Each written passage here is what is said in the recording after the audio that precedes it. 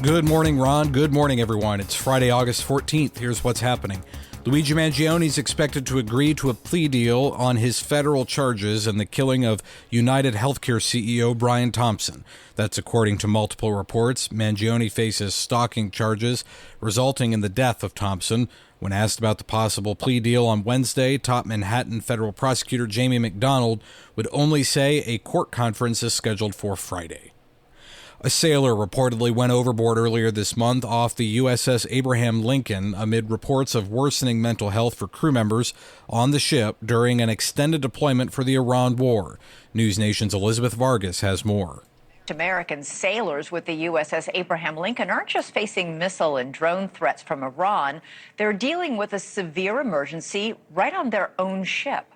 There are widespread reports of a mental health breakdown on board the Lincoln, exacerbated by shortages of food and water and supplies, and reports of leaking sewage and broken toilets. Secretary of Defense Pete Hegseth denies the reports, calling it fake news. The Lincoln has been deployed a record-setting uninterrupted time at sea of more than 240 days. A Haitian bishop says armed gangs are increasingly targeting the Catholic Church amid widespread violence. Bishop Joseph Gontran de Coste of Jérémie says the church is one of the country's last significant institutions resisting armed groups, which reportedly control up to 90% of Port-au-Prince. Around 65 Catholic parishes have closed across Port-au-Prince, Haiti's Central Plateau, and Artibonite because of widespread insecurity. Catholic schools and religious houses have also been attacked, burned, or occupied, while 2 priests were abducted and a seminarian was killed during the first 7 months of 2026.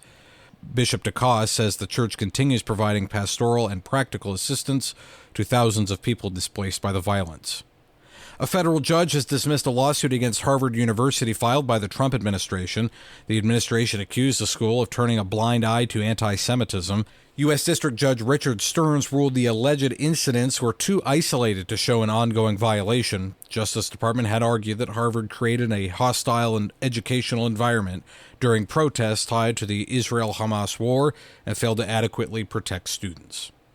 And a new Pew Research report finds that most American Catholics favor the death penalty for those convicted of murder.